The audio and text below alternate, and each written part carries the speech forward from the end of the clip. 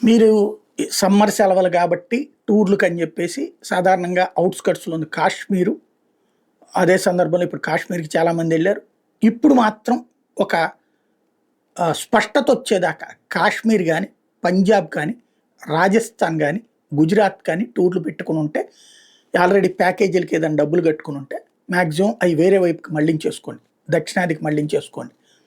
అవసరమైతే ఆంధ్రాలో ఏ విశాఖపట్నమో, అరకు లాంటివి చూసుకోండి. లేదంటే ఊటీ లాంటి దానికి చూసుకోండి. తమిళనాడుకి చూసుకోండి. కర్ణాటకకి చూసుకోండి. నార్త్ ఇండియాలో సరిహద్దు రాష్ట్రాల్లో టూర్లు కొన్ని రోజుల పాటు ఆగడం బెటర్. ఒక నెల రోజుల పాటు, నెల నుంచి 45 రోజుల పాటు. ఈ సమ్మర్‌లో వదిలేయడం బెటర్. ఎందుకంటే ఖచ్చితంగా మనం ఏదో ఒకటి చేస్తాం. అది ఇవాళ, రేపా, ఎల్లుండా తెలీదు. బట్ చేసేదేదో ఘాటుగా చేస్తాం. అప్పుడు పాకిస్తాన్ ఊరుకోదు. అది రిటాలియేషన్‌కొస్తుంది. అయితే ఎక్కువ రోజులు ఏమీ చేయలేదు. కానీ రిటాలియేషన్ ఇవ్వక తప్పదు. వాళ్ళ దేశంలో వాడు కూడా నాయకుడని నిరూపించుకోవాలి కదా! వాళ్ళు కూడా మేము సైన్యం అని నిరూపించుకోవాలి కదా! చేస్తారు. చేసినప్పుడు అది పాకిస్తాన్‌కి ఏంటంటే ఎక్స్‌పీరియన్స్ తక్కువ ఉన్నటువంటి సైన్యం ఉంటుంది. కాబట్టి సమస్య ఉంటుంది. అది జనావాసాల మధ్యన పడొచ్చు.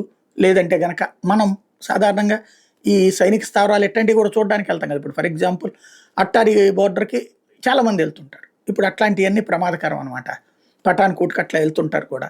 కాబట్టి అట్లాంటి ప్రమాదకరం. కాస్త జాగ్రత్తలు తీసుకోవడం బెటర్.